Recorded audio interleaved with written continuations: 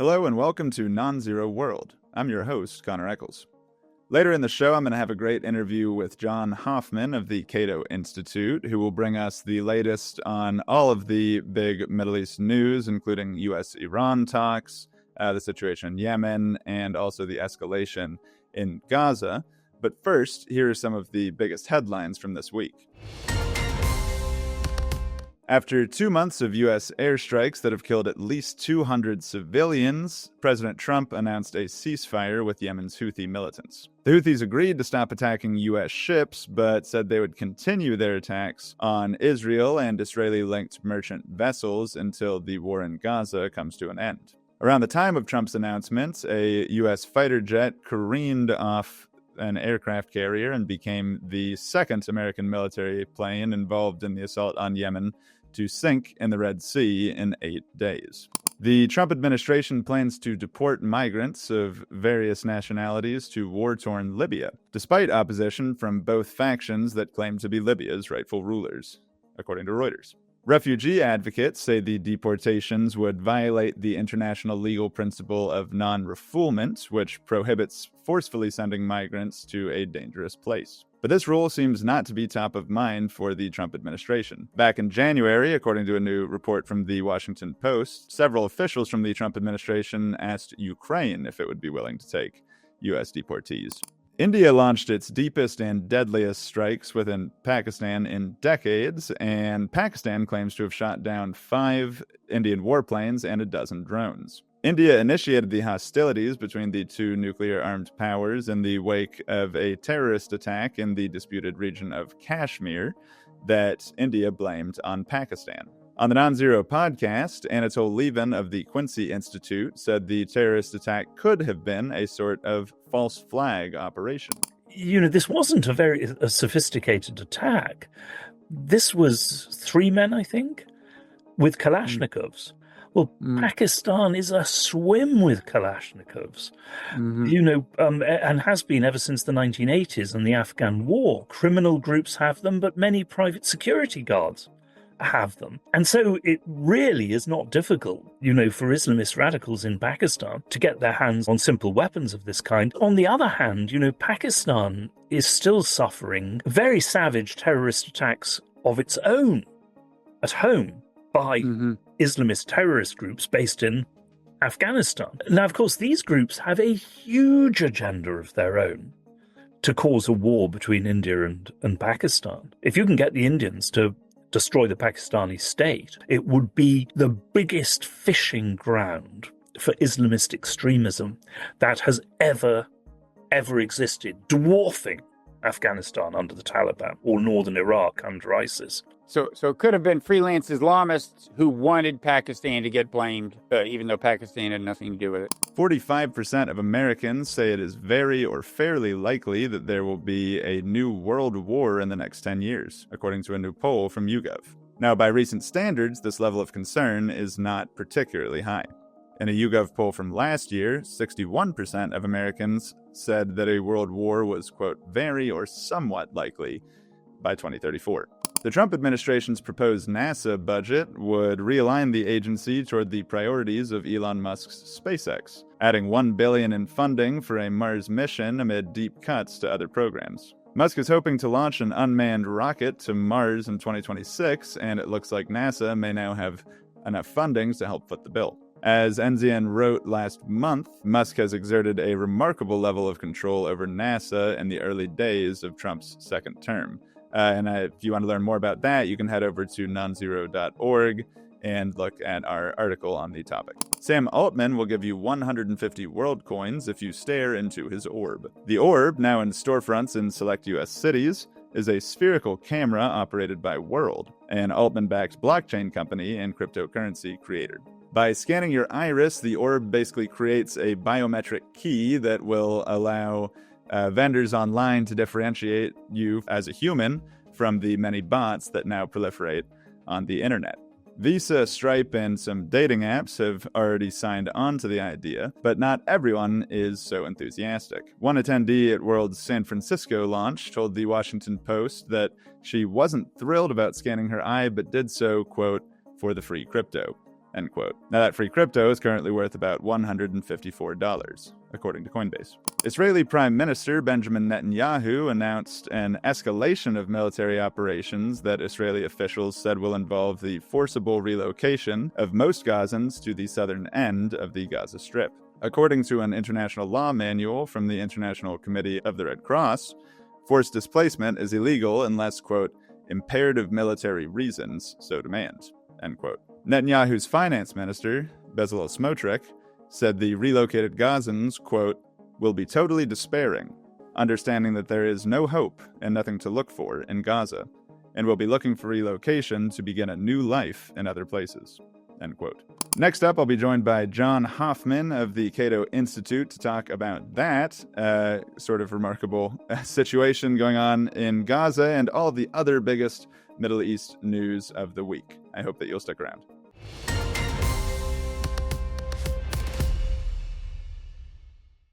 Hey, Jon, how you doing? Doing all right, man. Thanks for having me. Very happy to have you on. Why don't I go ahead and introduce you? So you are Jon Hoffman, a research fellow at the Cato Institute and an adjunct professor over at George Mason University. You focus on the Middle East, and of course, there's a lot of news always in the Middle East, but in particular these past couple weeks. So I'm very excited to have you on to talk about it. I think where I wanted to start this conversation is you've argued in the past that it's time for a kind of fundamental reevaluation of the relationship between the United States and Israel. Now, one interesting trend in the past couple of weeks is that it seems as if Trump, in some ways, is bucking the prior version of the U.S.-Israel relationship. Right? He's reached a deal with the Houthis that does nothing to protect Israel, even though that's often a point of concern. He's going forward with U.S.-Iran negotiations, even though Israel would prefer a military option. So, ahead of his trip to the Middle East next week, do you think that Trump is trying to carry out some sort of reevaluation of the U.S.-Israel relationship? So let me first kind of just lay out the argument for the fundamental reevaluation. So the way that I approach the U.S.-Israel relationship is this idea that Israel is a strategic asset for the United States. There are eyes and ears in the Middle East, this America's unsinkable aircraft carrier in the Middle East. But I challenge this notion because this idea of Israel as a strategic asset really, was birthed from the Cold War. The idea that the United States, through Israel, would be able to, and through other actors in the region, would be able to try and box out the Soviets from the Middle East. That rationale obviously died with the Cold War. And since then, the U.S.-Israel relationship has been justified on a number of other try to be rooted in a number of other strategic rationales, whether it be the global war on terror, overall just intelligence for the United States, a hedge against the Iranian aggression in the region. But I often argue that none of these really hold up to scrutiny. And the real crux of the U.S.-Israel relationship, this special relationship that John Kennedy first referred to it as, is the unparalleled amount of military aid that the United States bestows upon Israel. Over $300 billion since World War II, adjusted for inflation. This diplomatic cover that the United States provides for Israel, most often at the United Nations, and a slew of weapon sales and intelligence cooperation and other forms of assistance. So those are structural underpinnings of the U.S.-Israel relationship. And what we've seen with Trump and what we've seen with other administrations is there's often tensions on the surface, whether it be, think back, with Obama, think back to, Iran and the JCPOA. You can think back to George Bush Sr. in the settlements, or think back to Reagan in Lebanon. So there's often been tensions in this relationship, but none of them have really challenged this underlying structural foundation. And I would say that what we're seeing with Trump is a continuation of that pattern of this these tensions kind of at the surface level. And with Trump, it's over, wanting negotiations with Iran, kind of seeing what's happening with the Houthis, saying, what the hell are we doing? You saw the Signal chat, JD Vance saying, I hate bailing out Europe again. So it's that Right. kind of sentiment here. And also, we've seen even just today a lot of reports of Trump's frustration regarding Gaza, and Netanyahu being, adamantly against any sort of deal. So I think this is really more surface level. Trump's really not challenging the underlying foundations of the relationship. So that's just a long-winded way of saying I don't think this is the reevaluation per se yet. Right. Yes, one thing that I think is kind of interesting, and we can maybe go into some of these different kind of things that have happened, one at a time, because there is a lot to disentangle. But it's from what I can tell, it seems as if there's sort of increasingly, whereas certain previous U.S. presidents seemed more willing to build the broader U.S. strategy for the region around Israeli interests in many ways, it seems as if Trump really kind of is more frustrated by the idea of having to limit his own actions in the region and line them up with Israel's interests, whereas everything that happens in what Trump perhaps views as within Israel and within Gaza and the Palestinian territories, he seems much more willing to give Israel a pretty completely free hand. Like you noted, he's changed nothing about arms sales. He's had very little to say about Gaza. So maybe that is the kind of split. No, I completely agree. I think that's a really good overview of it, is because on the one hand, you see really no change regarding arms sales, military aid, and things like that. But then you see with Trump, and part of the base that brought him to power is this idea of, what the hell are we doing in the Middle East? We need to start pulling back, whether it be because of strategic reasons, whether it be because of uh, uh, economic reasons. The United States, 36 trillion in debt, $2 trillion a year deficits. So this is part of the base that brought Trump to power. And I think that Signal chat leak, those leaks are so insightful because it shows, JD Vance in there saying like, oh, why are we bailing out Europe? We've seen the past couple weeks I think it was the two F-18s that were lost off the aircraft carriers. We see just since Trump's new campaign, I think that was launched, March 15th or March 18th, $1 billion have been spent. This is just the epitome of strategic malpractice. And I think Trump's deal with the Houthis in particular is a very, America first move, if you will, saying, we're getting nothing out of this. Yeah. And it's not moving the needle. So, we're not going to continue. Yeah, I mean, is that your read? Is it basically that because it is a sort of unusual thing to have happened, right? It's a month and a half of fairly intense bombing. It kind of came out of nowhere. It didn't seem very high on the agenda. And then all of a sudden we're at war with the Houthis, and then all of a sudden we're not. So is your read basically just that he felt that we weren't going to win this one and we needed to move on, or is it because Mike Waltz left as national security advisor? How are you thinking of that? So I think it's a little too early to tell. I hope what it is a recognition that this was a, fruitless, open-ended, congressionally unauthorized campaign, and, let's just cut our losses and get out. A little too early to tell whether that is exactly what has happened. I think there's other factors here too. He's about to go to the Gulf. The Gulf states want this to end. They have no interest in particularly Saudi Arabia has no interest in getting back at it with the Houthis. They failed miserably in their effort to dislodge the Houthis. If anything, they empowered them and pushed them closer to Tehran. So the Saudis are not fans of this.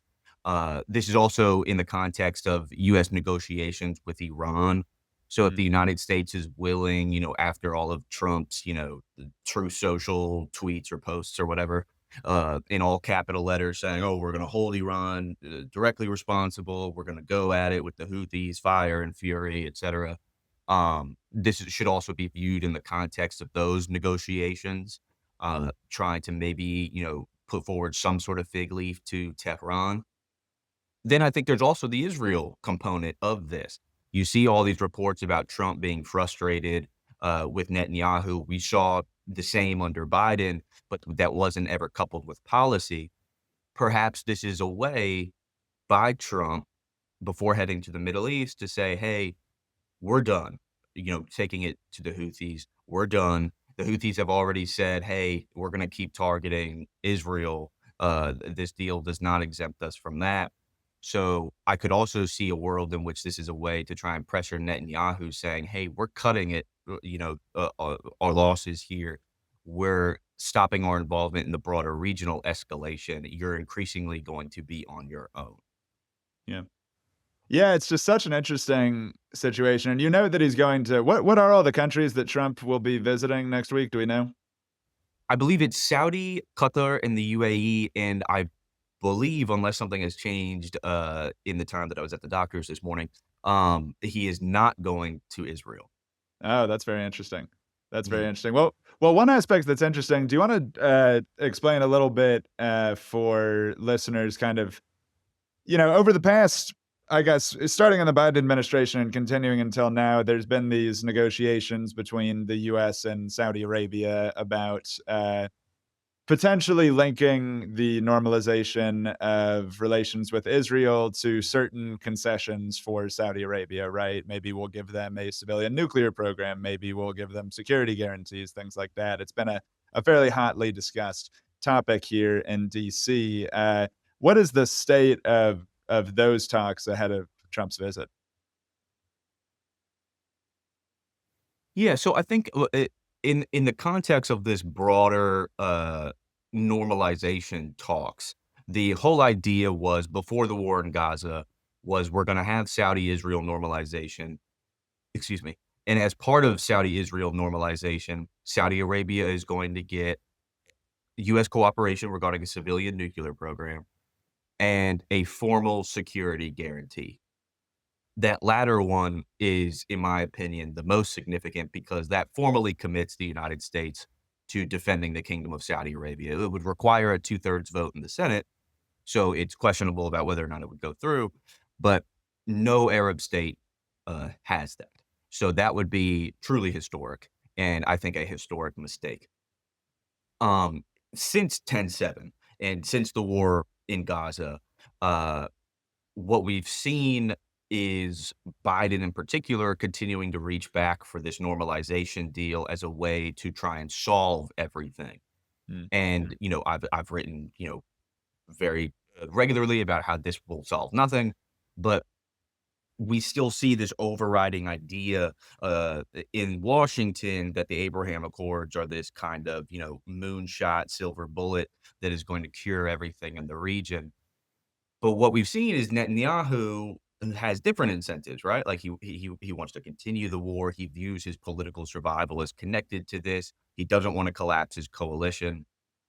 He doesn't want to be susceptible to the ongoing negotiations or ongoing investigations into October 7th, the intelligence failure surrounding Hamas's terrorist attack, his ongoing corruption trial, his efforts to try and subvert other, the overall kind of balance of checks and balances within Israel, sacking the head of the Shin Bet and so on. So he has viewed continuation of the war as his ultimate imperative. And I right. think Trump, who wants his Nobel Peace Prize, wants his precious Abraham Accords, to go through, is pissed because he views Netanyahu now as an impediment to this. He wants his, this is classic Trump, right? Like he got the Abraham Accords, claimed peace in the Middle East. Then he can say Biden came in, ruined everything. Then he comes back, saves everything.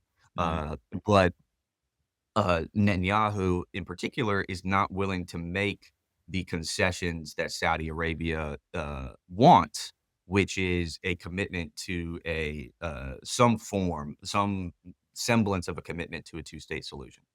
right.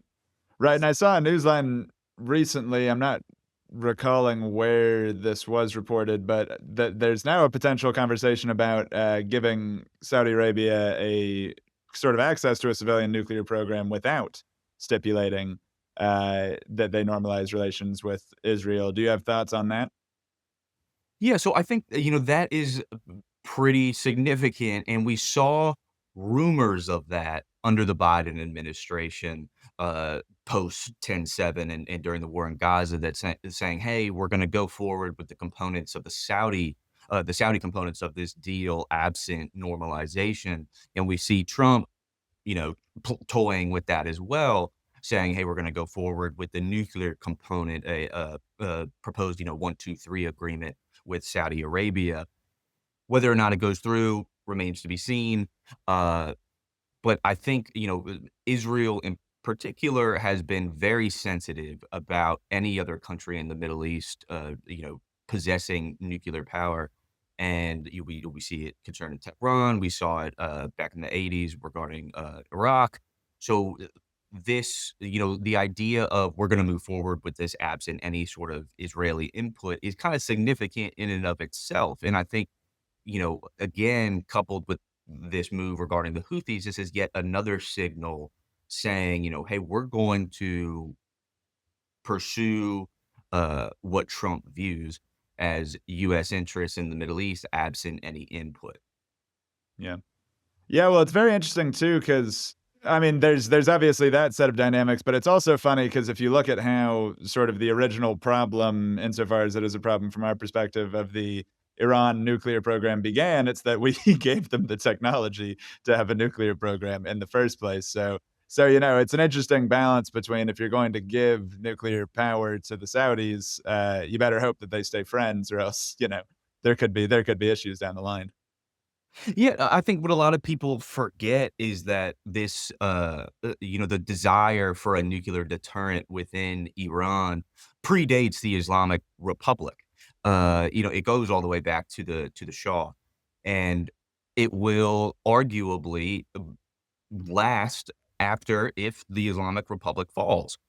This idea of a nuclear deterrent, it withstands any particular regime because the strategic situation in which Iran is faced in the Middle East, you can see, I guess, why they are so obsessed with nuclear weaponry. Yeah. Yeah, very interesting. And again, just interesting, the idea that, the US helped build that initial program, that initial civilian program, might do the same for Saudi Arabia. Just kind of a funny thing. But this seems like a good place for us to switch over to the US-Iran talks. We're going to have another round of negotiations, I believe, this weekend. There's been a lot of ambiguity about the position that the US is taking towards these talks. There's been some cases in which it seems as if they're calling for a full dismantlement of Iran's nuclear program, including its ability to enrich uranium of any sort. There's other ones that make it seem more like we might be headed back towards essentially the same deal that Obama got back in 2015, with limits on nuclear enrichment that are verified. Where do you think the talks stand at this point? Yeah, this is tricky because we're seeing contradicting messages come out of the United States almost on a daily basis. We've seen everything from we're going to return to this JCPOA-esque 3.67% enrichment, which is required for civilian enrichment. We've seen that. We've seen this idea that Iran cannot enrich domestically. Instead, they have to import enriched uranium at these lower levels. Then we've seen this idea of a total denuclearization, the so-called Libya model. We've seen it literally changes on a daily basis. We've seen also this idea that ballistic missiles are going to be discussed as part of some sort of negotiation, which Iran has said for a long time this is a hard red line. So it really changes on a daily basis. And I think the success of these negotiations depends on what the United States realistically goes into these negotiations hoping to accomplish. If your goal is full denuclearization in the so-called Libya model, that is dead on arrival. Iran will not agree to that. If you're going in trying to negotiate ballistic missiles, that is also dead on arrival. They will not negotiate that, particularly as their partners around the region, Hezbollah and others, have been, seriously degraded. So that aspect of their forward defense is undermined. And that kind of leaves only, the nuclear program and their ballistic missiles. So if you take away the nuclear program and the ballistic missiles are kind of, out there to dry, and they realize that. So the success of this negotiations really depends on what U.S. demands are here. And if they go in demanding a JCPOA like 3.67% enrichment, I've seen that some reports that instead of a 15-year sunset clause, they're going for a 25-year sunset clause. That would be significant. I would categorize that as a win, and as something, of something that brings the Middle East back from the brink. And, Trump, regardless of what Trump gets, he's going to spin as a win. But I think in that case, that would actually be a successful diplomatic endeavor by the United States. Yeah. Yeah, well, what's interesting is, if the full dismantlement thing truly is a non-starter, then even the continued existence of talks does suggest that they're not saying that it must be full dismantlement, right? Yeah, exactly. So we see all these conflicting reports. I think a lot of them are driven by people who do want to undermine these talks.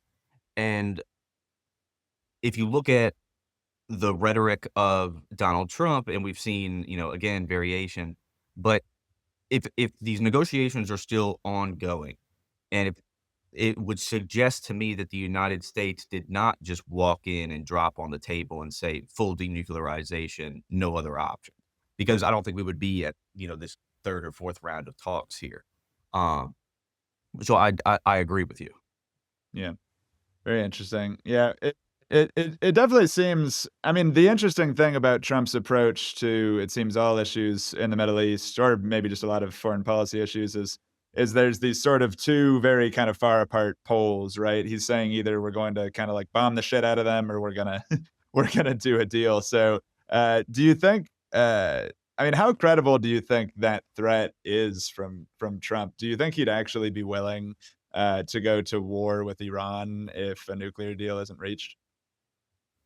I hope not. But so that's the thing is, of course, for negotiations to be successful, this idea of military action in the case of failure is a form of leverage in which you're trying to, keep in the background of these negotiations to try and advance your relative negotiating position. But the problem with Donald Trump is he's so unpredictable. You don't know what he's thinking at any given moment. I don't know if he knows what he's thinking at any given moment. Uh, and because there has been for decades policy inertia in Washington, D.C., pushing the United States towards confrontation with Iran, I think military action against Tehran, whether it be Israel supported by the United States or whether it be directly by the United States, Trump said if these talks collapse, it will be the United States leading the charge.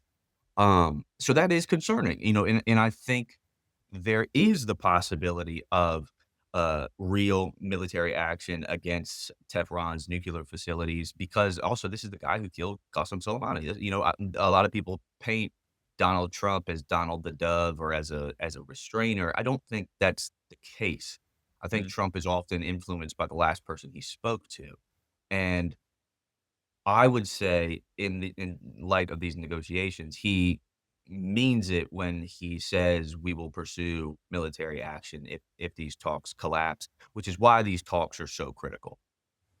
Yeah, I mean, your point about it, if Trump truly does do what the last person tells him to do, then the sort of infighting within the administration is all the more important. As people know, there's been a lot of, we've talked about this on the show a lot, kind of battling between the different factions within the Trump administration. Obviously, the defenestration of Mike Waltz, or I mean, it's a nicer gig. It's a nicer gig in New York in many ways. So maybe he won't be so unhappy at the UN. It's a nice apartment, but kicking him out of what is the center of power is interesting because he comes from that more hawkish wing. So I guess perhaps we could say that's a positive sign for people who are trying to avoid a conflict. I'm kind of curious. Obviously you work for the Cato Institute, I guess libertarian, fair to say on the right wing side of things. From your conversations that you've had, from people in GOP circles, maybe even within the administration, are you sensing anything that we might not be hearing about? Where the winds are moving there. I'm kind of curious. Yeah, I think when you see kind of this neocon wing of the GOP, and I think Waltz is kind of the epitome of it. Even Marco Rubio, uh, some senators like Lindsey Graham, Tom Cotton, who are pushing for this very, very hawkish approach to Tehran. We saw that report from in the Washington Post the other day that Waltz was coordinating with Netanyahu to try and uh, uh, there were parts of the Post article that I think were questionable, but that was essentially coordinating with Netanyahu regarding a more hawkish position Mm.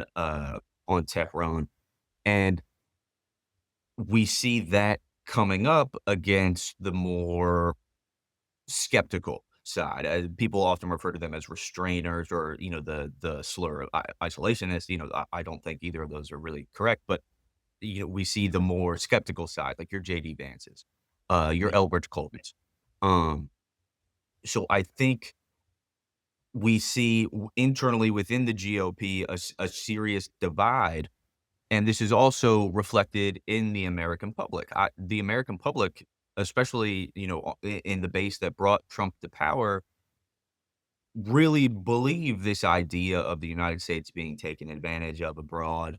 The United States engaged in these fruitless wars. In Trump, when he was elected, he said, we're going to measure our success not by the wars that we get into, but by the wars that we never get involved in the first place.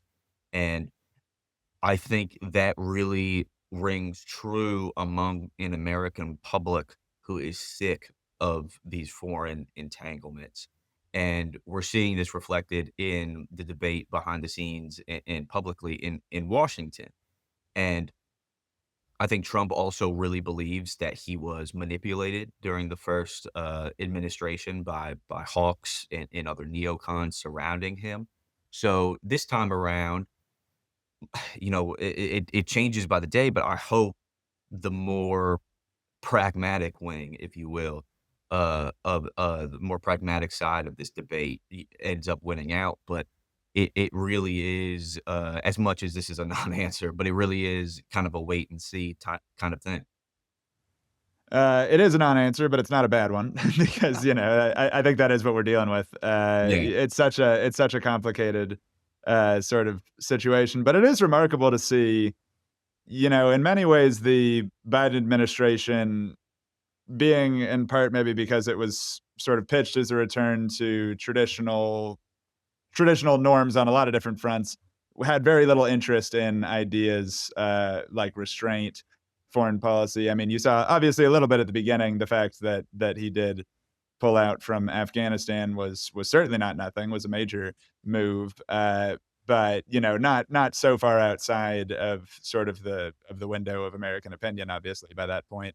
But the Trump administration does truly seem to be sharply divided in a way that just suggests that there are major changes afoot in elite sentiment on these issues. Yeah, and I think it's part of this broader, Trump really portrayed himself as this DC outsider, DC being controlled by elites, the bureaucracy, and so on. And this real foreign policy of American primacy, liberal hegemony, whatever you want to call it, is a very elitist foreign policy. This is not reflected in the opinion of the American public. And I think Trump realizes this. Whether or not he's the individual, maybe right message, wrong messenger, whether he's the individual to really move this forward is debatable just because he's so erratic. But no, I think you're correct. We're seeing changes, and at least maybe at the rhetorical level, that 20 years ago you might have thought was not possible. And I got a lot of flack for saying this at an event the other day, but say Trump wasn't elected and say Kamala Harris was in office, right? Right. I think you would have already seen Israel take the fight directly to Tehran, because I think there is this pause that leaders like Netanyahu and others have in the Middle East when it comes to Trump, because Trump is so driven by his ego. Trump is so erratic. You know, if you buck Trump publicly, he will take that personally, Mm. and that could result in actual, if not policy change, it could result in heightened tensions, to say the very least. Well, that's one thing that's been so interesting lately is that, I mean, just this week you saw Israel's foreign minister, Israel Katz, saying basically that their goal is to overthrow the government in Iran by, arguing, we basically did it in Damascus, we will do it elsewhere, which I mean is debatable. They didn't really do anything to overthrow the Assad regime. That's a bit of a stretch, but the basic argument that they're making is that nothing short of a new regime in Tehran will satisfy their concerns from a security perspective. So, yeah, I mean, I guess, especially if these talks, especially if we start to see more sort of slowness, dithering, are you worried that the pressure from Israel to do a strike, or maybe even in Israel, maybe even Israel will carry out a strike itself in order to kind of force the issue? Is that a thing that you're concerned about? So I would say two things in relation to this, because I think it's really important. In the debate in DC and kind of the overall debate space when it comes to Iran, there's really two debates going on here. There's the one debate on nuclear non-proliferation and the best way to advance this. And then there's the regime change debate.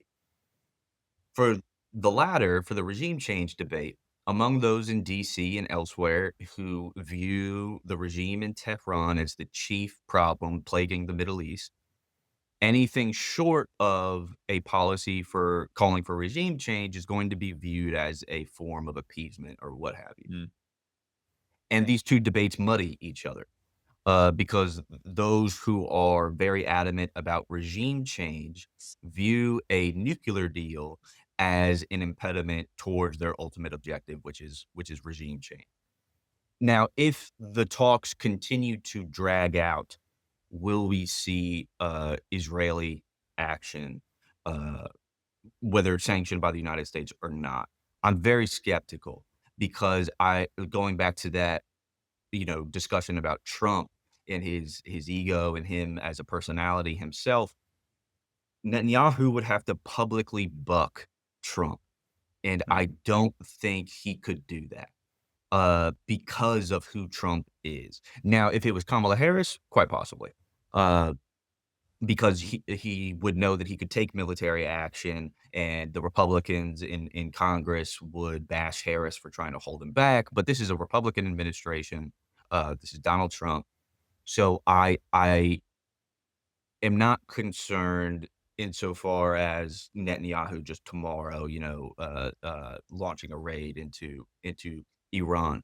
What I am concerned about is, if you remember back to that missile strike by the Houthis at Israel's main airport, I'm afraid of something like that, because if that missile hit a couple 100 feet off to the side, that would have hit the terminal for the airport, and you would be talking Mm. about a mass casualty event. And my concern is, this is just, an example, but my concern is that the talks are overtaken by regional developments.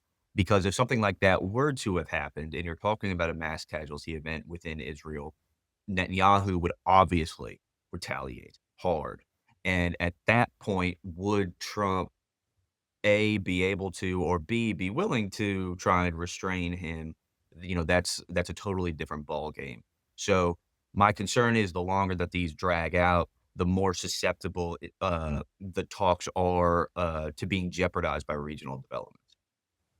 Well, I guess that's what's been a bit confusing to me about the Trump administration's approach here is that even as we've seen sort of an increase in focus on these talks with Iran, now we're even seeing this truce with the Houthis, I just haven't seen that same energy directed toward the war in Gaza. I have not seen comments from the Trump administration seeking super aggressively to get a ceasefire like they did before Trump came into office via the efforts in large part of Steve Witkoff, his envoy to everything under the sun. So I'm just kind of curious, how you think how we can square those things, right? Like why does Trump seem to be sort of pulling back on Gaza, even if doing so could unravel all of these other projects?